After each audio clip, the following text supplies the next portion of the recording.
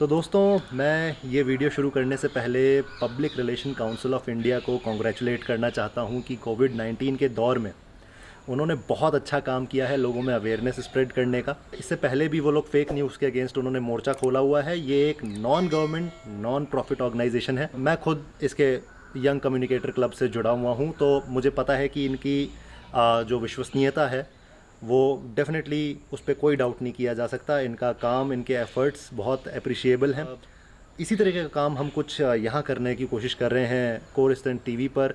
आज मैं आपको मिलाऊंगा ऐसे लोगों से, और उन लोगों का काफ़ी एक्सपीरियंस है। पुराने कई सालों में उन्होंने काफ़ी अपना योगदान दिया है हेल्थ एंड फिटनेस के क्षेत्र में। वो ऐसी चीज़ें हमें बताने वाले हैं जो कई गलत धारणाएं आपकी ख़त्म होंगी, और कई मिसकंसेप्शंस या कई ऐसे डाउट्स आपके क्लियर होंगे जो शायद आपको अभी आपका 100% देने से रोकते हैं। प्लस जैसा कि ये वीडियो का टाइटल है, इस वीडियो के टाइटल में आपको हमने बताया है कि कोविड-19 में जिम्स बंद हो गए हैं, तो आप क्या कर सकते हैं अपने डेली रूटीन में जिससे आप फिट रहें। अचानक से जिम छोड़ने की वजह से आप ऐसा ना सोचें कि आपके फिटनेस गोल्स में आपको आगे बढ़ने से कोई रोक सकता है जस्ट बिकॉज जिम्स बंद हो गए हैं। इसी तरह के वीडियोज़ अगर आप देखना चाहते हैं तो हमें सब्सक्राइब ज़रूर करिएगा, और कमेंट सेक्शन में हमें ज़रूर बताइएगा कि आप आगे और किस तरह के वीडियोज़ देखना चाहते हैं। आपको वीडियोज़ में क्या अच्छा लगता है, क्या बेटर किया जा सकता है। So let us start the interaction. पूरा वीडियो ज़रूर देखिएगा, बहुत इंटरेस्टिंग चीज़ें होने वाली हैं। वेलकम टू कोरिस्टन टीवी गाइस। आज का हमारा सेगमेंट है, हमने आपके लिए कुछ गेस्ट बुलाए हैं जो आपके कुछ जो हेल्थ और फिटनेस को लेके कॉमन सवाल होते हैं उन लोगों के भी जो अभी लॉकडाउन में घर में सोच रहे हैं कि यार जिम तो मैं जा नहीं रहा, डाइट में क्या लूँ, और उन लोगों के लिए भी जो आगे प्लान कर रहे हैं कि मैं अपना हेल्थ और फिटनेस फील्ड में करियर बनाना चाहता हूँ। उसके लिए आज हमने इनवाइट किया है, हमारे साथ हैं सुधांशु वार्ष्णेय जी और शुभम शर्मा। तो मैं आपको एक थोड़ा सा ब्रीफ बैकग्राउंड दे देता हूँ कि सुधांशु जी को हमारे देहरादून में ऐसा कोई नहीं है जो नहीं जानता होगा। इनफैक्ट उत्तराखंड में न जाने कितने मिस्टर उत्तराखंड हो गए जो इनके अंडर ट्रेन करके निकले, और नेशनल में भी कई लड़कों ने इनके अंदर ट्रेनिंग लेके मेडल्स निकाले हैं। और यहाँ इनका बाबा हेल्थ क्लब नाम से जिम एक बहुत कह सकते हैं उसकी अपनी एक अलग लेगेसी है, बहुत पुराने जिम्स में से है एक। और Sudhanshu ji Lal Bahadur Shastri national academy of administration में फ़िटनेस ट्रेनर भी हैं, साथ ही साथ वहाँ लेडीज़ को एरोबिक्स भी कराते हैं। तो सुधांशु जी का 15 साल से ज़्यादा का एक्सपीरियंस लोगों को ट्रेन करने में, और न जाने कितने कॉम्पिटिशन्स है जहां इन्होंने जज किया होगा। और साथ में हमारे हैं शुभम। शुभम के पास 17 से ज़्यादा तो सिर्फ सर्टिफिकेशन होंगे, एंड काफ़ी एक्टिव है सोशल मीडिया पे। उन सर्टिफिकेशंस का सबसे बड़ी बात, बहुत अच्छा यूज़ कर रहा है, लोगों को काफ़ी अच्छी नॉलेज दे रहा है। काफ़ी लोगों की फ़िज़ीक इसने ट्रांसफॉर्म की है। 2017 में फ्रेंड्स 2017 में इसने नेशनल किक बॉक्सिंग चैम्पियनशिप में और semi international kick boxing championship में, दोनों में इसने ओवरऑल चैम्पियन रहा है। So welcome Shubham, welcome Sudhanshu ji. तो दोस्तों, बिना देर किए आज जो हमारे कुछ सवाल हैं वो शुरू करते हैं। सबसे पहले मैं सुधांशु जी से पूछूंगा कि जिम्स तो अब जब तक लॉकडाउन खुलेगा नहीं तब तक खुलने नहीं वाले। अब ऐसे में लोगों का ये सवाल रहता है कि यार अब मैं घर पर हूँ, मेरा एक्टिविटी लेवल कंपैरेटिवली लो है, जब मैं जिम ज़्यादा थोड़ा हाई रहता था, तो किस तरह की मैं डाइट लूँ कि मेरा फ़ैट गेन ना हो, मैं अगर मसल गेन किया तो मसल रिटेन करूँ, या अगर if I am a female मैं फ़िटनेस में थी तो मेरे फ़ैट गेन ना हो। फ़िलहाल हम इस चीज़ को लेकर के चलते हैं कि देखिए, आपके पास पूरे दिन भर में 24 घंटे आपके पास मिलते हैं, जिसमें करीबन हम लोग 8 घंटे सोने में या फिर आराम करने में निकाल देते। तो फिर भी अगर 8 घंटे 24 घंटे में से निकाले जाएँ तो आपके पास 16 घंटे आपको मिलते हैं। तो 16 घंटे में से कम 1 घंटा आप अपने शरीर पे दीजिए। शरीर पे ध्यान देने में आपको थोड़ी सी हल्का मल्का कार्डियो, छत पे जाकर के, टेरेस पे जाकर के हल्का मल्का बंदा वर्कआउट कर सकता है। तो 1 घंटा अपने आप को दीजिए, आप थोड़ा सा टाइम निकाल करके 1 घंटे में आप अपना कार्डियो, एब्डोमिनल्स और थोड़े मोड़े चिनअप्स हो गए, टिप्स वगैरह हो गए, तो इन चीज़ों को आप करते हैं तो थोड़ी बॉडी आपकी एक्टिव हो जाती है, जिसकी वजह से अगर आप ये करते हो तो ये मान के चलिए 1 घंटे में आपने 24 घंटों की कसर निकाल ली। तो मेरे हिसाब से अपने आप को टाइम देना 1 घंटे का बहुत ज़रूरी है इस बीच में।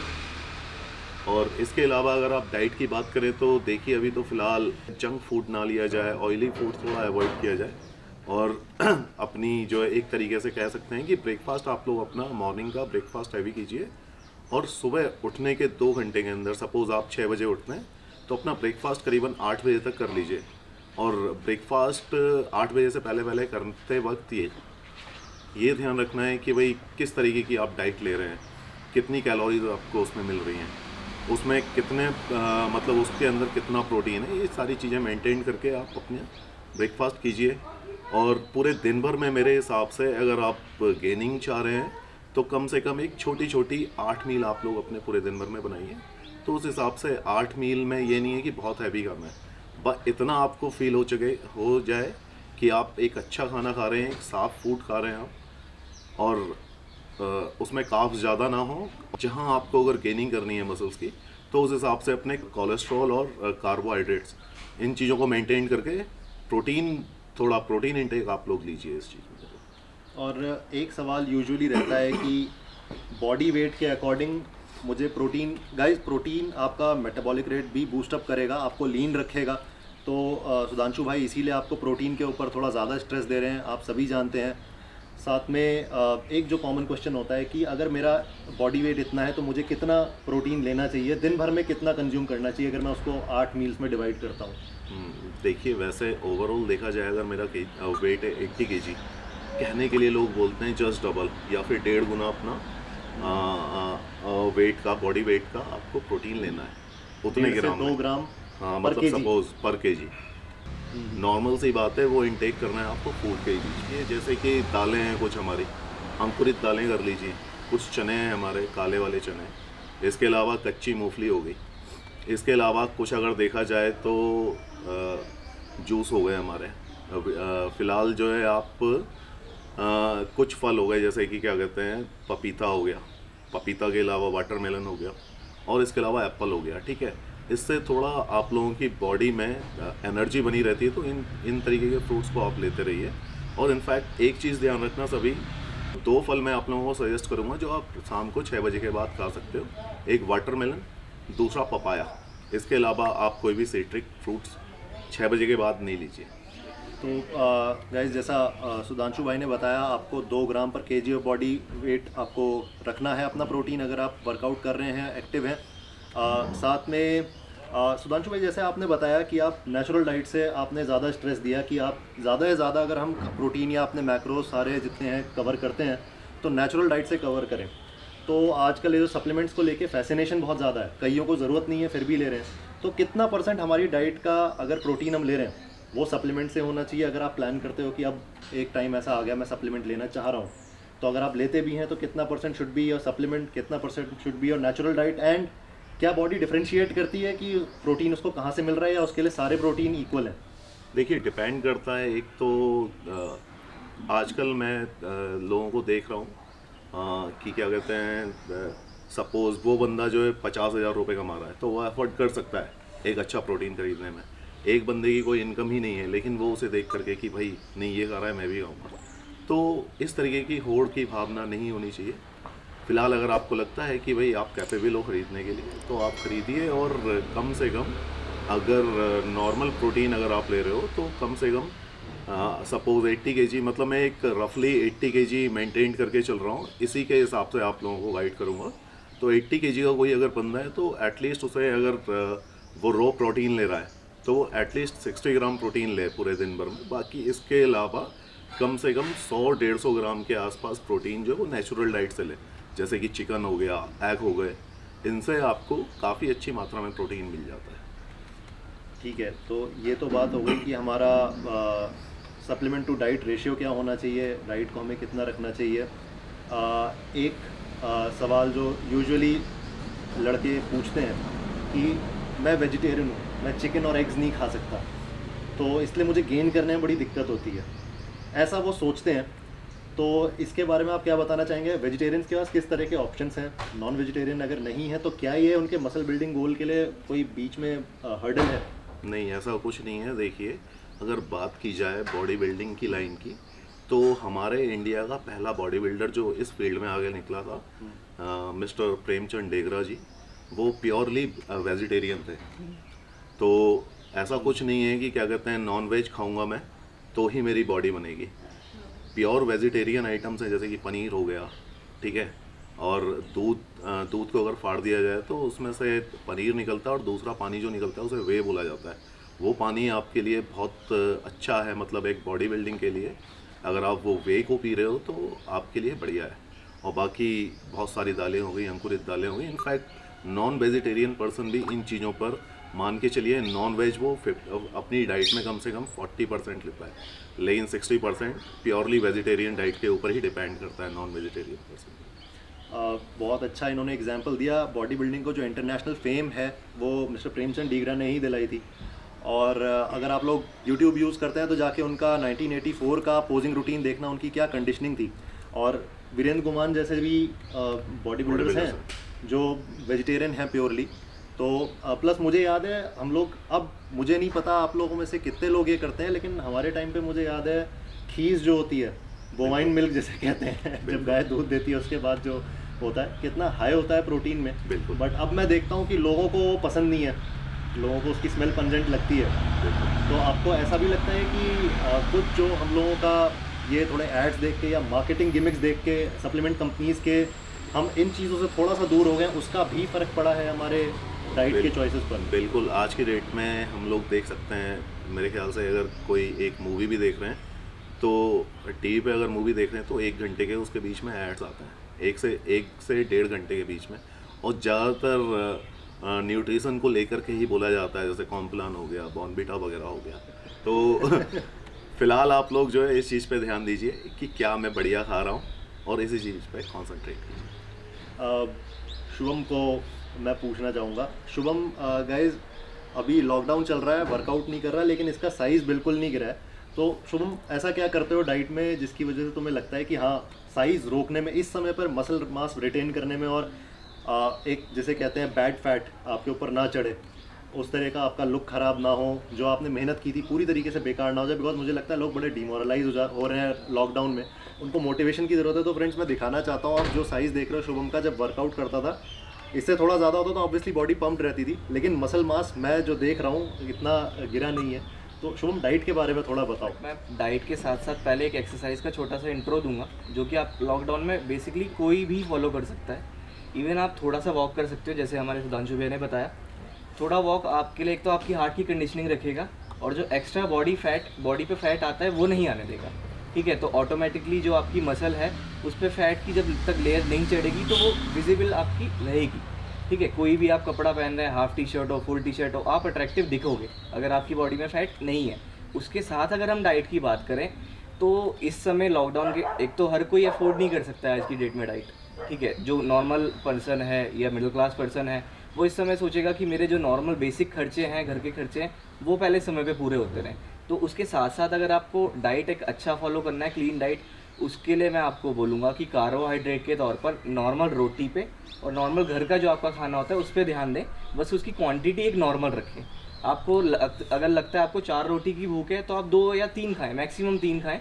उसके साथ आपको जो भूख कंप्लीट करनी है अपनी, वो दाल से, सब्जी से और सलाद से पूरी करें, ठीक है। उसके साथ मैं आपको एक चीज़ बताऊंगा, जो पुरानी चीज़ें हैं वो ऐसे ही नहीं बोली गई हैं।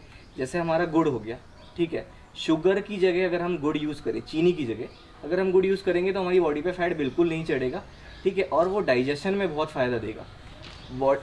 गुड़ को अगर हम देखा जाए तो that is a cleansing part, ठीक है। अगर आप गुड़ का कंज्यूमेबल अगर वो डेली हो रहा है, ठीक है, तो जितनी भी आपकी बॉडी में गंदगी है अलग जंक फूड खाने की वजह से या प्रोटीन सप्लीमेंट खाने की वजह से, एक तो वो उसको बिल्कुल क्लियर कर देगा, ठीक है। बाकी आपका जो टेस्टोस्टेरोन लेवल है, जो हार्मोन आपको मसल बिल्डिंग में या मसल मेंटेन करने में हेल्प करता है, वो उसको बिल्कुल मेंटेन रखेगा, ठीक है। इसी के साथ अगर जैसे हम बोलते हैं कि भी पुराने टाइम में ये जो आर्मी की तैयारी करते थे, रनिंग करते थे, वो लोग खाते थे गुड़ और चना। क्यों खाते थे भाई?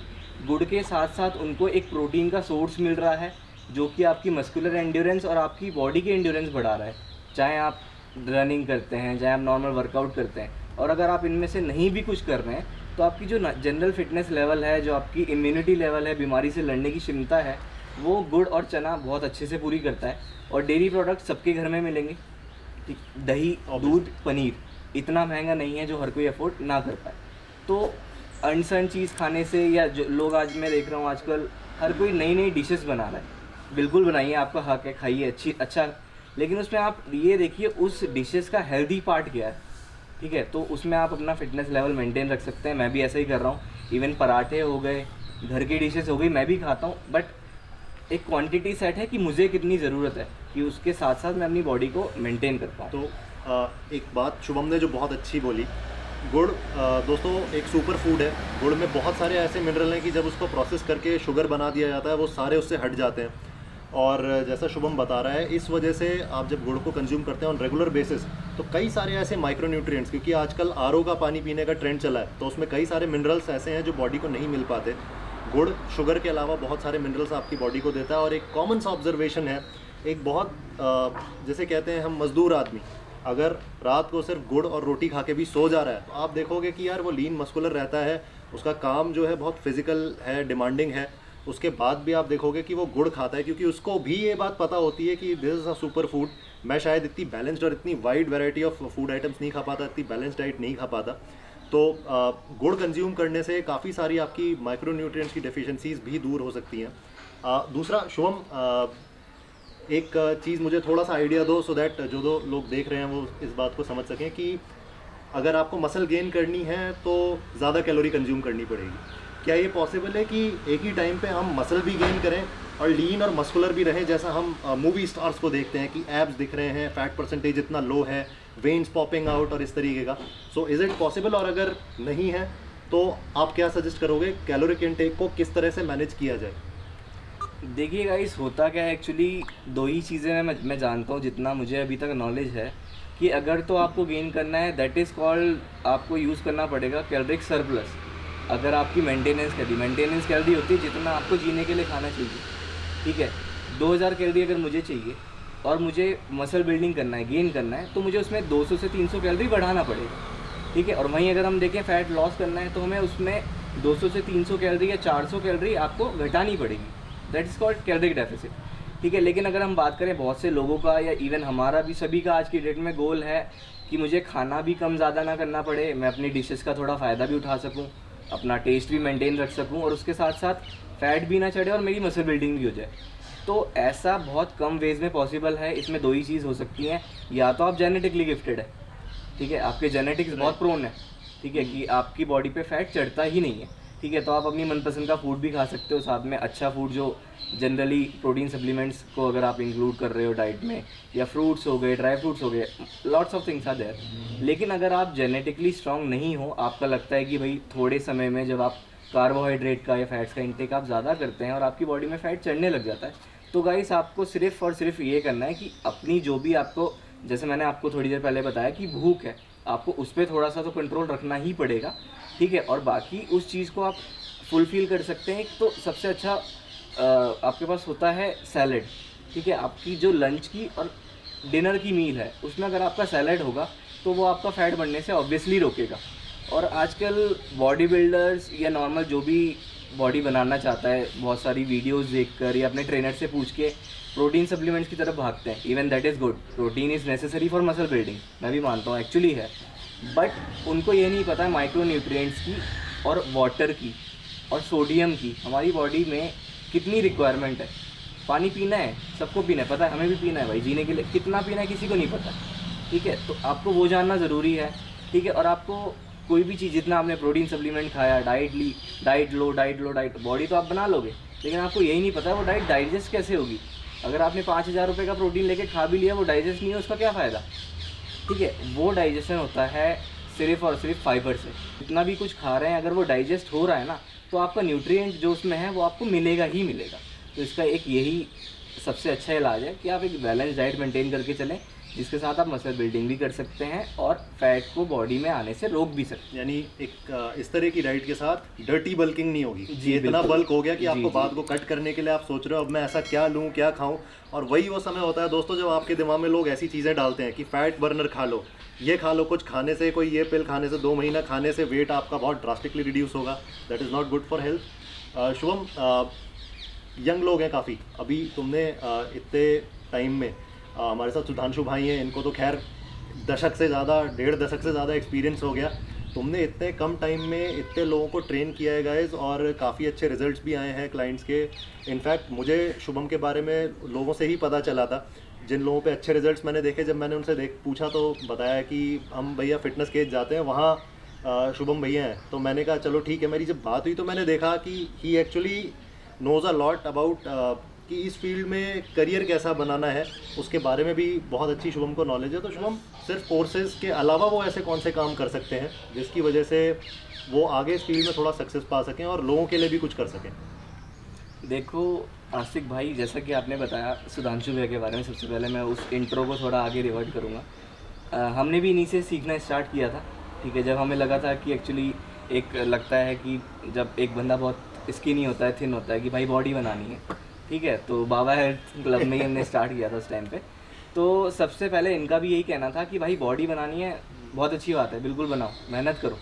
सबसे पहला ध्यान जो है सर्टिफिकेशन, तो देखो बहुत ज़रूरी है कोई भी चीज़ की आपको नॉलेज गेन करना, थ्योरेटिकल भी बहुत ज़रूरी है, लेकिन सबसे भैया का जो पहला बोलना था वो होता है प्रैक्टिकल नॉलेज, ठीक है। अगर आप कोई भी एक्सरसाइज कर रहे हो और उसका आपकी मसल पे कोई भी इफेक्ट पड़ रहा है, तो आपको वो पता होना चाहिए वो मूवमेंट एक्चुअली है क्या, ठीक है। लोगों को लगता है बॉडी बन रही, मतलब जब हम जिम में जाते हैं मसल पंप होता है, मिरर में बहुत अच्छा दिख रहा होता है, ठीक है, तो लोगों को लगता है जिम में बॉडी बन रही है। भाई वो बॉडी नहीं बनती है, उस टाइम पे टिश्यू ब्रेक डाउन होता है, ठीक है। जो एक सोरनेस होती है, फील कि हाँ दर्द हो रहा है, ठीक है, तो वो बॉडी नहीं बन रही है। पंप ज़रूर हो रहा है, पंप सिर्फ इसलिए हो रहा है जिस स्पेसिफिक मसल का आप वर्कआउट कर रहे हैं उस पर ब्लड फ्लो ज़्यादा है, ठीक है, इसलिए वो पंप हो रहा है, but that is called the tissue break down. And I think even muscle soreness जो है वो माइक्रो टीयर्स जो होते हैं मसल में, फॉर लेटर जो हम डाइट लेंगे, रेस्ट लेंगे, उस समय पे आई थिंक या एक्चुअली उस देखो time पे ही होता है। डाइट और रेस्ट बेसिकली डिपेंड करता है कि क्यों लेना चाहिए आपको। जो भी हम एक्सरसाइज कर रहे हैं, रिकवरी आपकी डाइट और रेस्ट से ही होगी।